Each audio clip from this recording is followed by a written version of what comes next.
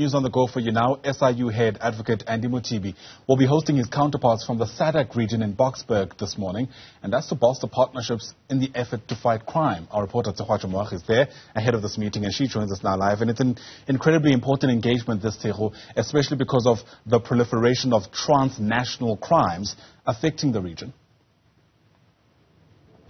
That is absolutely true, Ayanda. Good morning to you. And that's exactly what Advocate Andy Mothibi has been saying, just before we got on air, the issue around how people are able to commit crime within various countries, and then they actually skip wherever they are, skip the particular country that they are going into another. So these kind of conversations will be speaking to things such as that, but also to corruption, as to how can corruption be stopped within the various countries. And there are quite a few states that are here from the SADC region. We are seeing Eswatini, Lesotho is also here, the DRC is also here, Mauritius is here. So there's quite a few of these countries that are here. But of course, Advocate Andy Mothibi, he will be handing over his chairmanship to the incoming chair, who is from Namibia. But I'd like to bring him in now just to get more details from him about this meeting. Advocate, thank you so much for your time this morning. So this is quite an important meeting, especially for SADC countries, in trying to find ways to bring an end to corruption and crime within the SADC region.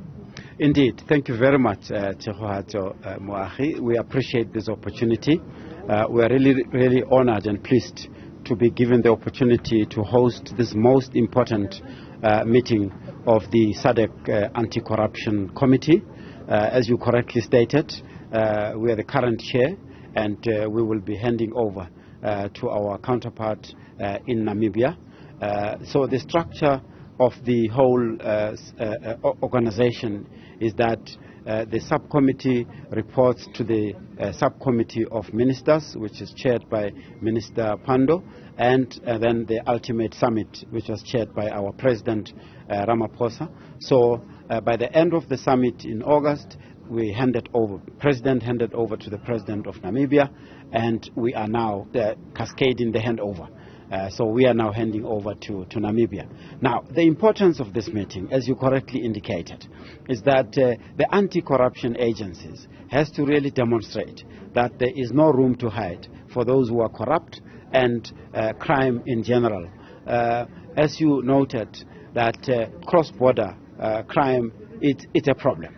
And if the agencies and authorities do not cooperate and demonstrate that we can cooperate such that they are arrested wherever they are, then we will really be failing our communities. So we are operating as SADC under the SADC protocol against corruption, but of course it also takes its cue from the African Union Convention Against Corruption, which takes its cue from the United Nations Convention Against Corruption. So all of these instruments have got processes that state parties have to implement in terms of the mutual assistance. And you know that in our country, the Department of Justice is the central authority for mutual assistance.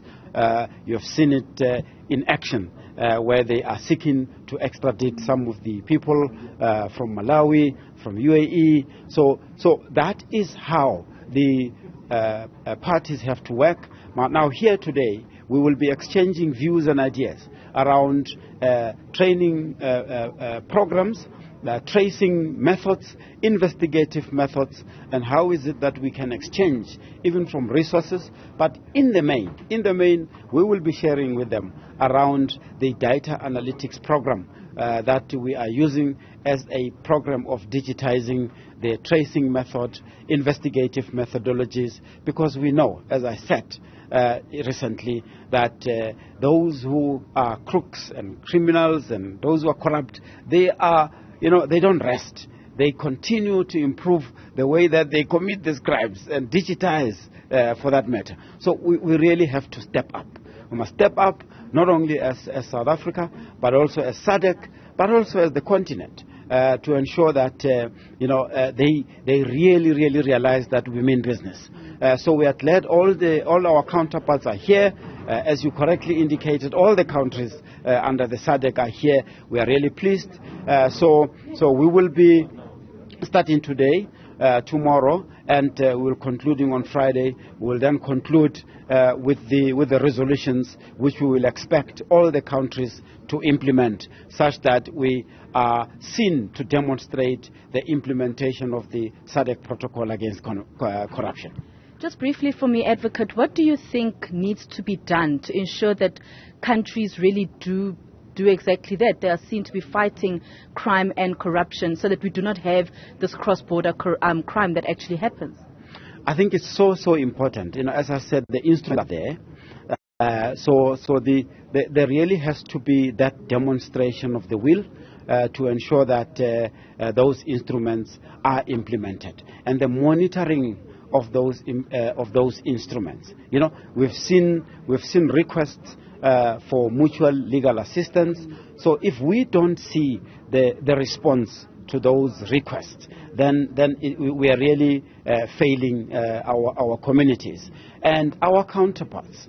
As I said, there's a whole lot of heads of anti-corruption agencies here, and we are all committed to ensuring that we implement the resolutions of the SADC Anti-Corruption Committee, starting from all this assistance that will be required, intergovernmental request. So that implementation and monitoring, and of course the reporting, ultimately towards the summit, so that we can demonstrate that, whatever request, whatever document that we have developed is implemented and is demonstrating the results. All right, thank you so much. Thank you. That is Advocate Andy Mothibi. Of course, he is the SIU chairperson, but also the SIU head rather, but he's also the chairperson of this SADC Anti-Crime Corruption Committee, but he'll be handing over, so he's the outgoing chairperson really for this committee, and he'll be handing over. We'll be getting more information from the incoming chairperson as well as to what he would like to see taking place